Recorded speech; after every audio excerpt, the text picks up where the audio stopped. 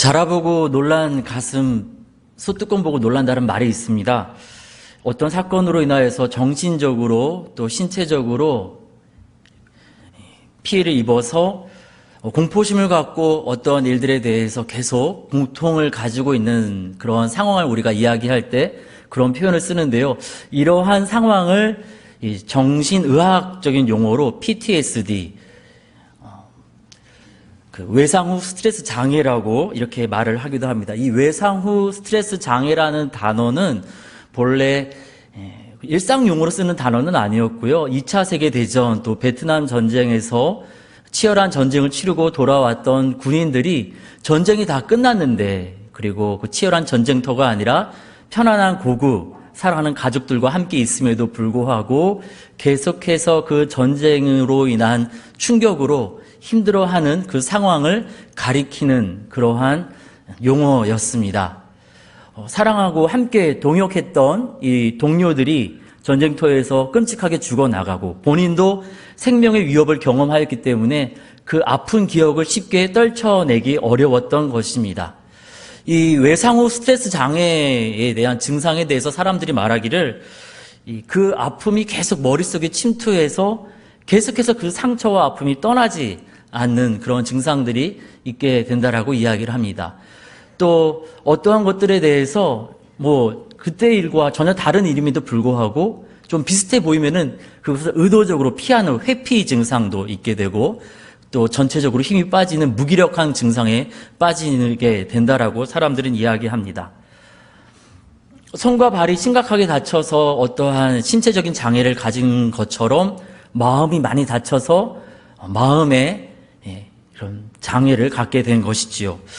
우리나라는 1950년 6.25 이후에 53년 휴전이 된 이후에 한 약 70여 년 동안 이 땅 가운데 전쟁이 없었습니다. 그럼에도 불구하고 우리 이 나라에서 우리는 쉽게 어렵지 않게 외상 후 스트레스 장애라는 그러한 단어들을 듣고 있습니다. 전쟁을 방불케 하는 끔찍한 사건 사고들이 계속해서 있어 왔고요. 그리고 또 우리의 삶이 마치 치열한 전쟁처럼 너무나 힘들고 어렵기 때문에 그러한 고통을 호소하는 사람들이 계속해서 우리 가운데 있는 것 같습니다. 이 안타까운 상황은 오늘 우리에게만 적용되는 일은 아닙니다. 2600여 년 전 이스라엘 백성들도 비슷한 그러한 일들을 경험했습니다. 아니, 온 나라 온 백성들이 이 외상 후 스트레스 장애를 경험해야만 했습니다.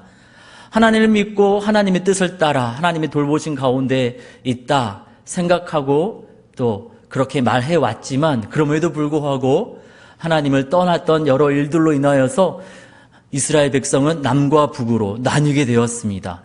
쿠데타를 통해서 나뉘게 되었던 것이죠. 그리고 남유다 북이스라엘이 나름 열심히 살아보겠느라고 했지만 그들의 바람과 달리 그들은 이웃에 있는 여러 강대국에 의해서 침략을 당해야 했고 또 전쟁을 치러야 했습니다. 그리고 결국 남유다는 바벨론에, 북이스라엘은 아수르에 망하고 말았습니다. 이 전쟁을 치르면서 망하였다 보니까 어떻게 했습니까? 그 나라에 있는 수많은 가정들의 남편, 아버지, 아들들이 치열한 전쟁 가운데 끔찍하게 죽어나갔고요.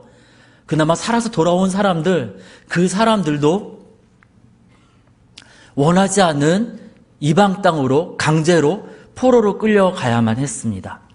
낯선 하늘, 낯선 땅, 그곳에는 그들을 지켜주는 그런 지도자나 돌보는 이들이 없었습니다. 그들은 그 땅에서 그 끔찍한 상처와 아픔으로 계속해서 놀란 마음으로, 아픈 마음으로 지내야 했습니다.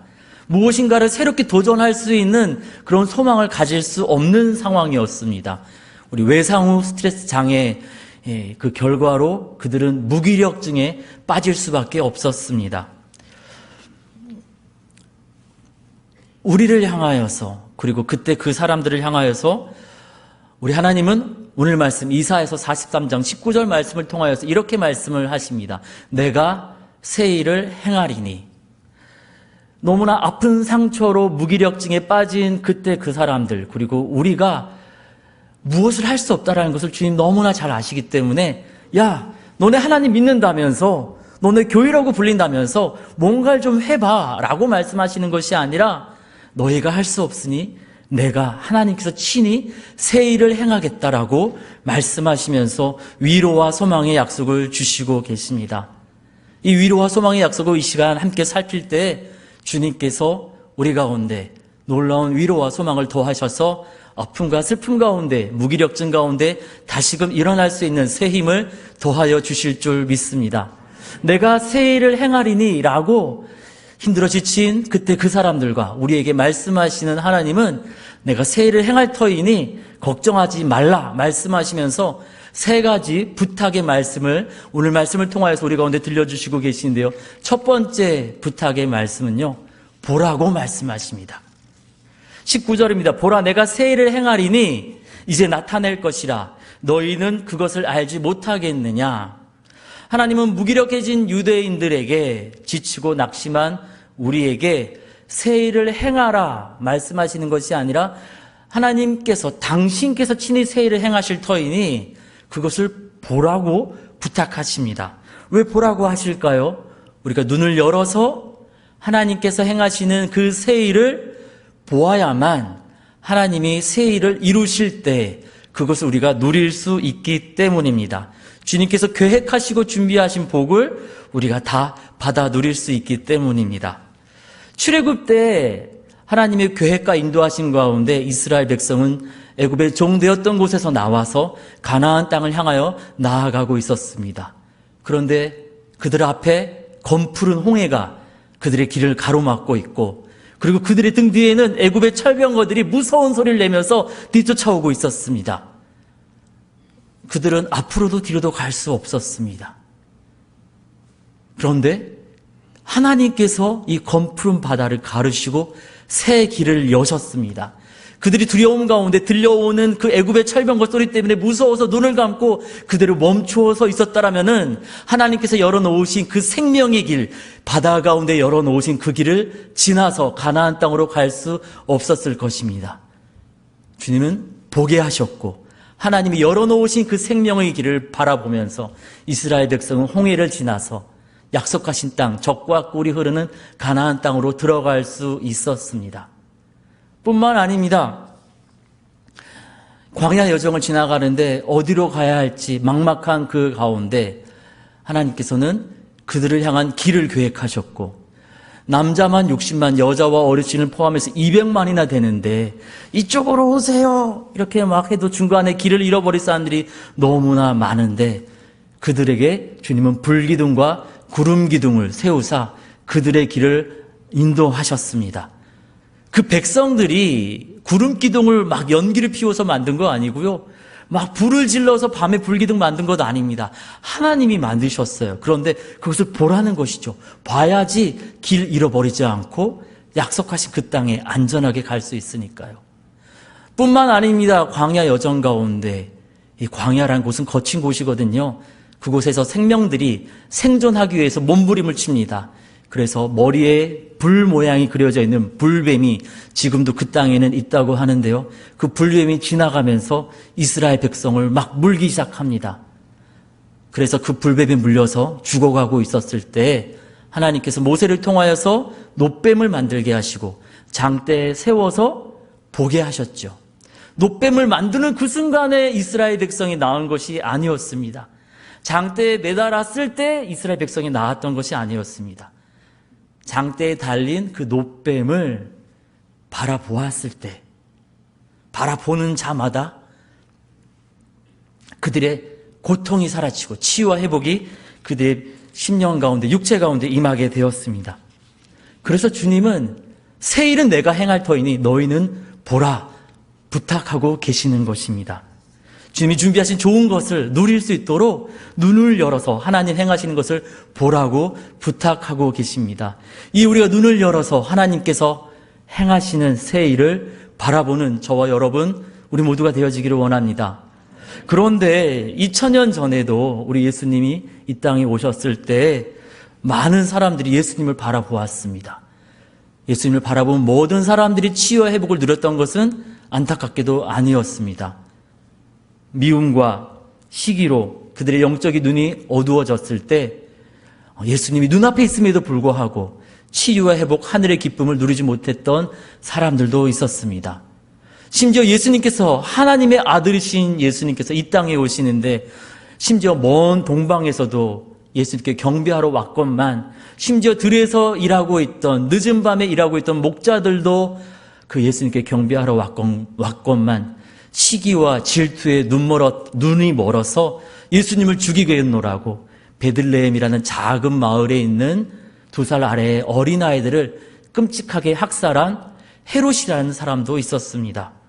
이 우리가 기도하기를 원합니다. 하나님 보라 하시니 보겠습니다. 그렇게 순종하겠사오니 우리 영적인 눈을 열어주시옵소서. 영적인 눈을 열어주사 주님이 계획하시고 준비하신 새 일, 좋은 일을 우리 모두가 다 누리게 하여 주시옵소서. 기도하며 나아가는 저와 여러분 우리 모두가 되기를 원합니다. 새 일을 행하겠노라 약속하신 우리 주님은 두 번째로 기대하라고 부탁하고 계십니다. 기대하지 않는다면은 이때까지 경험했던 게 너무 아프고 힘든 일이잖아요. 그래서 눈을 들 수 없는 겁니다. 그래서 바라볼 수 없습니다. 하나님이 새 일을 행하시는데 바라볼 수 없고, 그래서 그것을 누릴 수도 없게 되는 것이죠. 그래서 지금 힘들지만, 이제까지 힘들었지만 기대해봐라 부탁하고 계십니다. 19절 후반부에 우리 주님께서 뭐라고 말씀하십니까? 반드시 내가 광야의 새길을, 사막의 강을 내리니. 지금 아직 이루어지지는 않았습니다. 이제 시작하고 계시는 거예요. 그래서 야, 내가 반드시 할 거야. 그러니까 너네 기대해 보렴 하고 이스라엘 백성에게, 그리고 우리에게 부탁하시는 것이지요. 이 기대하라라는 하나님의 말씀, 하나님의 부탁을 이사야서 43장에서 세 가지 차원으로 우리 가운데 알려주시고 계시는데요. 첫 번째 차원은 하나님께서 우리가 이전에 경험했던 것과 비교할 수 없는 놀라운 일을 이루실 것이기에 기대해보라고 말씀하시고 계십니다. 18절입니다. 너희들 이전 일을 기억하지 말며 옛날 일을 생각하지 말라. 이전 일, 옛날 일과 비교할 수 없는 놀라운 일을 이루실 터이니 그런 거 생각하지 말라고 우리 주님 말씀하십니다. 이 이전 일, 옛날 일, 이게 어떤 일일까요? 구약학자들이 이렇게 연구해 보면서 두 가지 해석을 하게 됐는데요. 한 가지는 출애굽 사건이라고 해석을 하는 것입니다. 이 16절과 17절 우리가 읽지 않은 앞에 말씀 보면은요, 하나님께서 바다에 길을 내시고 말과 병거와 군사들을 이렇게 하나님께서 다 무너뜨리셨다라는 이야기를 합니다.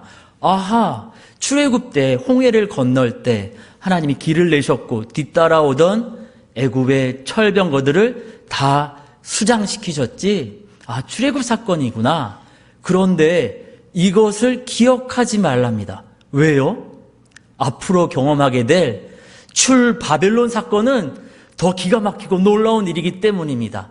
그러니까 그것만 추억하면서 그땐 참 좋았는데 거기에 매여있지 말라는 겁니다. 기대해보라는 것입니다. 또 다른 해석은 하나님을 떠나서 화려한 우상 앞에 절하던 우상 숭배의 습관을 기억하지 말고 생각하지 말라라고 해석하는 것입니다. 출애굽 사건으로 해석하든 우상 숭배로 해석하든 어떠한 것으로 해석하든 하나님은 지난 어제의 일과 비교할 수 없는 놀라운 일을 이스라엘 백성에게 그리고 우리에게 주시겠노라고 약속하고 계십니다. 우리가 기대함으로, 하나님을 기대함으로 그것을 누리는 저와 여러분 우리 모두가 되어지기를 원합니다. 두 번째로 하나님을 기대할 이유를 오늘 말씀에서 또 알려주시는데요. 그것은 하나님께서 우리의 필요를 채우실 것이기 때문입니다. 19절 후반부에 이런 이야기가 나옵니다. 내가 광야의 길을, 사막의 강을 내리니. 광야에서는 요즘이야 GPS 여러 가지 장비가 있고 자동차가 있으니까 길을 만들어 갈 수도 있지만 이사야 시대 때에는 광야에서 길을 잃어버리면 죽음에 이르는 것이었습니다. 모세가 이스라엘 백성과 출애굽해서 광야 여정을 가던 도중에 하나님께서 부르셔서 호렙산에 올라갔을 때 그동안 광야에서 길을 안내하던 모세가 눈앞에서 사라지게 되자 이스라엘 백성은 이러다가 우리 죽는 것 아니야?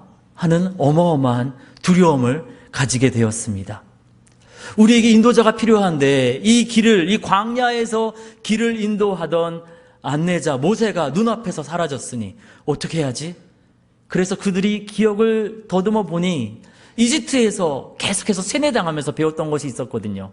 지금도 뭐 대형 박물관이나 이런 데 가보면은 이집트와 관련된 그런 유적들을 보면은요, 인도자 신을 소로 만들어 놓았습니다. 이집트에서는 소를 인도자로 섬겼던 것이죠. 그래서 그 기억을 더듬으면서 모세가 사라졌으니 이 광야에서 길을 인도할 소신을 섬겨야겠다 해서 금송아지를 만들었던 것 우리가 다 기억하고 있지 않습니까? 그만큼 그들은 광야에서 길을 찾는 것이 절박했습니다. 생존과 직접적으로 연결되었던 것이죠. 우리가 알다시피 사막에서 지금이야 물을 어떻게든 가지고 다니겠지만 그때 그 시절 사막에서 물이 없다라면은 그 또한 죽음에 이르게 되는 것입니다. 이스라엘 백성의 생존에 절실하게 필요한 것, 그것을 19절 후반부에서 만드시겠다 하시고 20절 후반부에서는 나의 백성 내가 택한 자에게 마시게 하시겠다. 내가 택했기 때문에 내가 책임지고 그들의 필요를 채우시겠다라고 우리 하나님 말씀하시는 겁니다. 저와 여러분의 필요 주님이 채우실 줄 믿습니다. 우리가 주님을, 살아계신 하나님을 기대하는 저와 여러분 우리 모두가 되기를 원합니다. 세 번째로 기대할 만한 이유를 또 말씀에서 알려주시는데요, 저는 이 부분이 제일 좋습니다. 우리가 이스라엘 백성이 잘하기 때문에 이 새 길을, 새로운 일을 행하신다는 게 아니라 하나님의 자비와 긍휼로 이 새로운 일을 이루시겠다라고 약속하시기 때문입니다. 우리가 읽은 이사야서 43장 18절에서 20절까지 읽어서 다 아시잖아요. 이스라엘 백성이 뭔가 잘했다, 그들이 신실하다, 그래서 상을 받을 만하니 하나님이 새 일을 행하시겠다, 이런 말씀 없습니다. 아니 43장 1절에서 끝절까지 다 읽어보십시오. 이스라엘 백성이 신실하다, 잘했다, 이런 표현 하나도 등장하지 않습니다. 도리어 22절 후반부에서는요, 하나님이 안타까워하세요. 야, 너희 왜 나한테 부르짖지도 않느냐, 나를 찾지도 않느냐, 내가 너희를 위해서 좋은 것 준비했는데 기도도 안 했다라는 거죠. 이스라엘 백성이 참 여러 가지로 하나님이 복주고 상줄 만한 것들이 없었습니다. 그런데 그들을 위해서 하나님이 새 일을 행하시겠다라는 겁니다. 이스라엘 백성에게 허물이 너무 많고 아쉬운 부분이 많으니까 하나님이 이사야서 43장 25절에서 이렇게 말씀하십니다. 나는 나를 위하여 너희의 허물을 도말하는 자니 너희의 죄악을 기억하지 아니하리니. 너네가 잘해서 내가 복 주는 거 아니고 내가 그냥 너희한테 복 주려고 작정했으니까 나를 위해서, 그러니까 하나님 당신을 위해서 이스라엘의 허물, 이스라엘의 죄악을 도말하시고 기억하지 않고 복을 주시겠답니다. 우리가 좀 부족해도, 우리가 좀 연약해도, 지난 과거의 실수가 참 많아도 그래도 하나님께서 당신의 자비와 긍휼, 우리를 향하신 사랑으로 새 일을 행하겠노라고 약속하고 계시는 것입니다.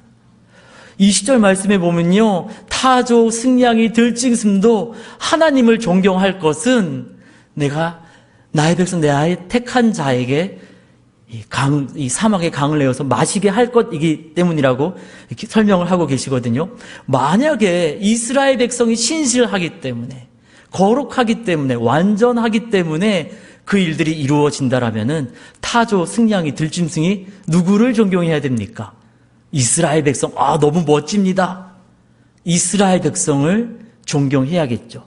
근데 이스라엘 백성을 존경하는 게 아니라 이스라엘 백성이 부족해도 넓은 가슴으로, 그 크신 사랑으로, 넘쳐나는 사랑으로 그들을 사랑으로 돌보시는 그 하나님을 존경할 것이라 이렇게 주님 말씀하시고 계십니다.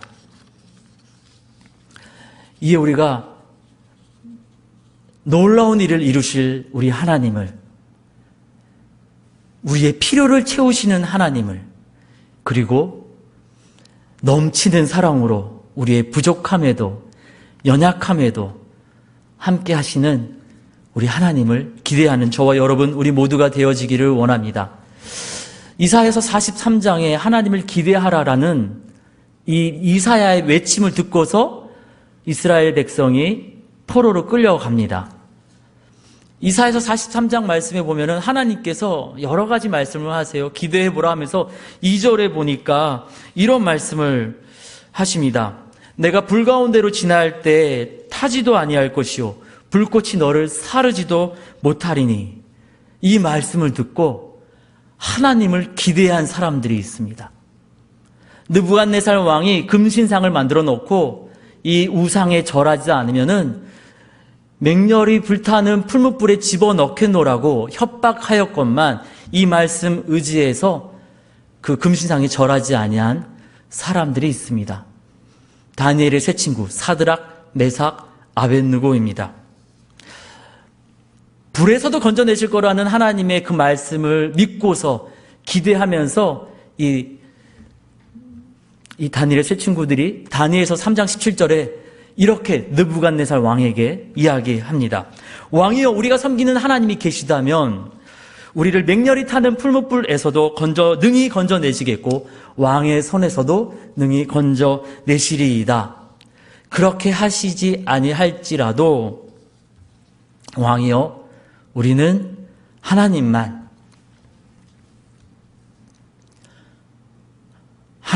섬기겠습니다.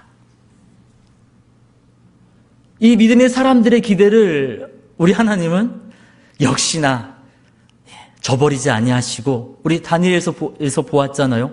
그 맹렬히 타는 풀무불에 신의 아들과 같은 자가 함께 있었더라. 하나님 그 자리에 함께 하셨습니다. 그리고 그들의 머리카락도 하나도 타지 아니하고 건강한 몸으로 그 맹렬히 불타는 풀무불에서 걸어 나올 수 있었습니다. 이 하나님이 저와 여러분의 하나님 되십니다. 어떻게 기대하지 않을 수 있겠습니까? 우리 하나님 기대해야겠죠. 이 하나님을 기대해 보라고, 이 하나님이 우리 가운데 새 일을 이루시겠노라고 우리 가운데 부탁하고 계십니다. 이에 우리가 우리 하나님 기대하면서 소망 가운데 믿음으로 도전하는 저와 여러분, 우리 모두가 되어지기를 원합니다. 새 일을 행하겠노라 약속하신 우리 하나님은 세 번째로 부탁하십니다. 결단하라 라고 부탁하십니다. 18절입니다. 너희는 이전 일을 기억하지 말고 옛날 일을 생각하지 말라. 이 말씀을 공동 번역에서는 이렇게 번역하고 있습니다. 지나간 일을 생각하지 말라. 흘러간 일에 마음을 묶어두지 말라. 현대어 성경은 이렇게 번역합니다. 너희는 그 옛날 일만 생각하며 오늘을 탄식하지 말라. 항상 그 옛날 일만 되돌아보며 과거에 매여 있지 말아라. 너무나 아팠던 그 과거의 기억들, 이제 거기에서 떨쳐내고 한번 나와봐라. 내가 새로운 장을 열겠다. 우리 하나님 말씀하시면서 한번 결단 좀 해봐라. 부탁하시는 것입니다. 그런데 이 과거의 습관, 과거의 추억에 매여서 오늘 하나님께서 행하시는 그 놀라운 일을 누리지 못할까봐 하나님께서 부탁하시는 거죠. 지금 이제 막 좋은 일이 열릴 것인데 옛날 생각이 사로잡혀서 그것을 누리지 못한다라면 억울하잖아요. 그래서 이제 그런 거 좀 매여있지 말아라. 한번 결단해봐라. 우리 주님 그렇게 말씀하시는 거죠.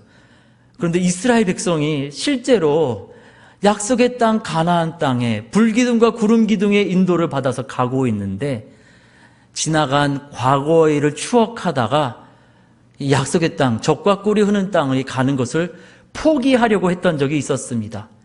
그 좋은 땅, 그 자유의 땅을 포기하고 채찍질 당하면서 매맞으면서 억울한 일 당하면서 그 노예살이 하던 그 이집트로 되돌아가려고 했던 적이 있었습니다. 민수기 11장 5절에 그들이 무엇을 추억했는지 이게 보니까요 6가지였는데요. 생선, 오이, 참외, 부추, 파, 마늘. 이거 너무 생각난다.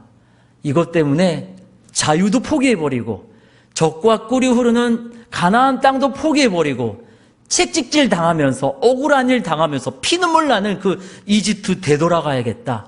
이런 생각을 했었습니다. 그래서 주님은 이번만큼은 그러지 마라. 과거에 매어 있지 말아라. 부탁하시는 것이죠. 한번 결단해 보자. 그런데 우리가 결단해야 되잖아요.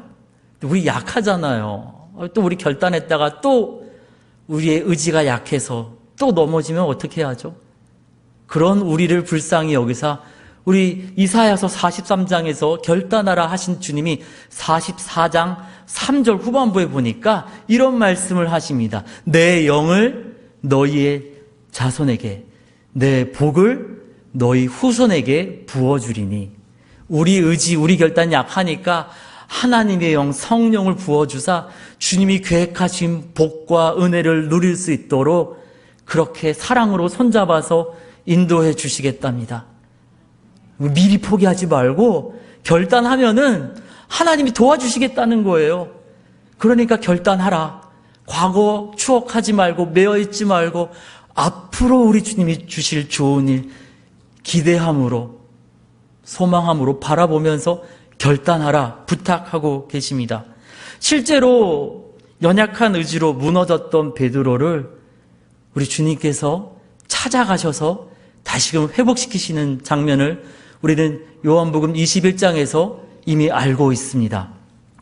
예수님을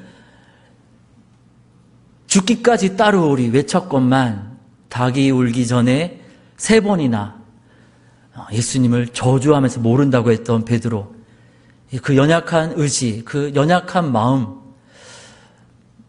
너무나 아프고 힘들었던 과거의 상처였기 때문에 부활하신 예수님을 만났어요. 그럼에도 불구하고 그는 과거의 습관에 이끌려서 고기 잡겠다고 디베라 바닷가로 숨어버렸습니다. 갈릴리 호수라고 이야기하지 않고 디베라라는 구체적인 지명을 사용합니다.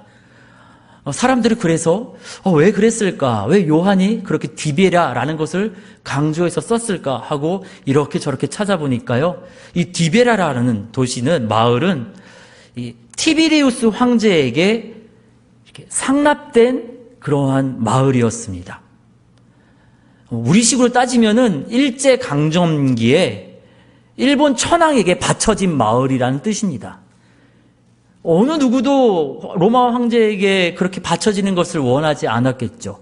그래서 없던 황폐해진 곳을 찾아서 거기다가 인위적으로 마을을 만들고 사람들을 강제로 이주시켰습니다.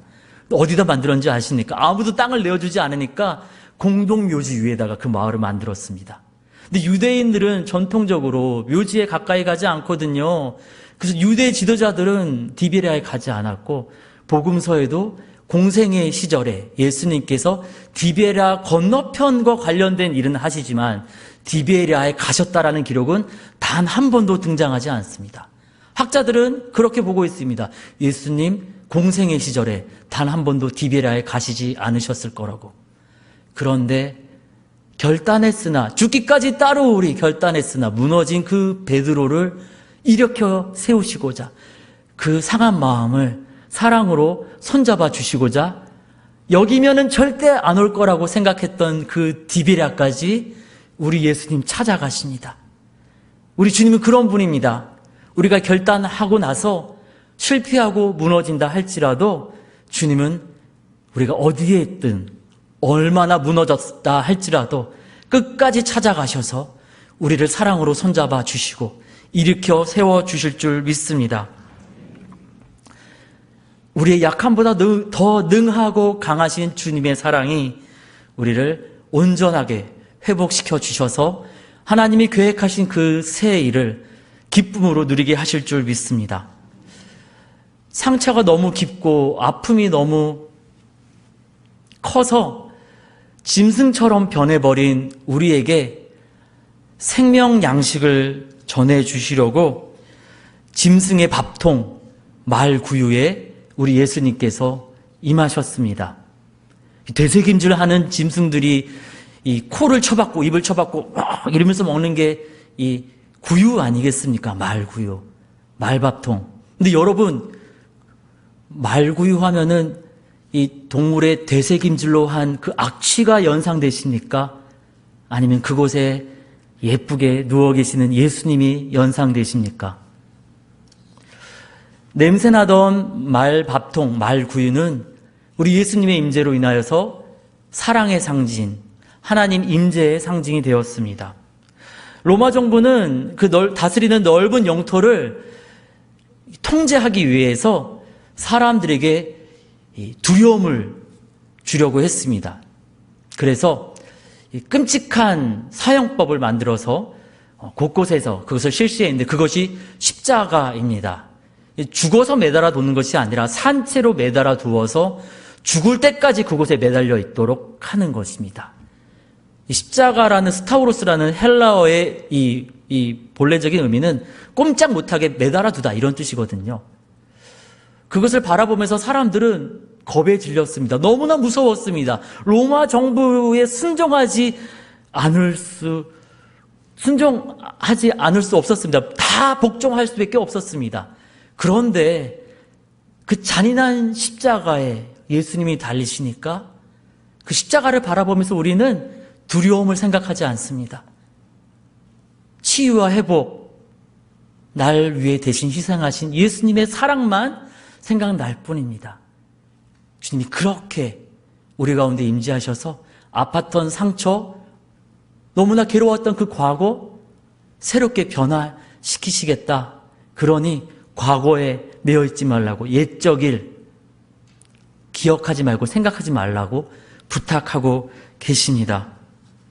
우리가 하나님, 저 이제 그 아팠던 과거에서 벗어나고 싶어요. 기도하면서 다시 한번 결단하고 나아갈 때 주님께서 역사하시어서 말구유를, 십자가를 그렇게 변화시켰던 것처럼 우리의 마음과 생각 같듯 우리의 상황을 새롭게 변화시켜 주실 줄 믿습니다.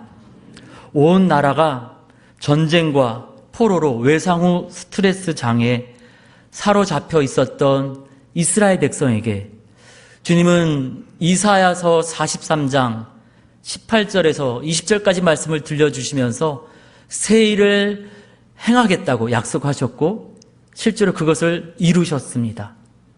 그 무시무시한 권력을 가졌던 바벨론의 통치로부터 주님께서 특별한 섭리와 계획 가운데 이끌어내셔서 그리워했던 고향 땅에 돌아오게 하셨고 그곳에서 하나님께 예배하는 성전을 짓게 하시고 안전하게 평안하게 살 수 있도록 성벽을 짓게 하셨습니다.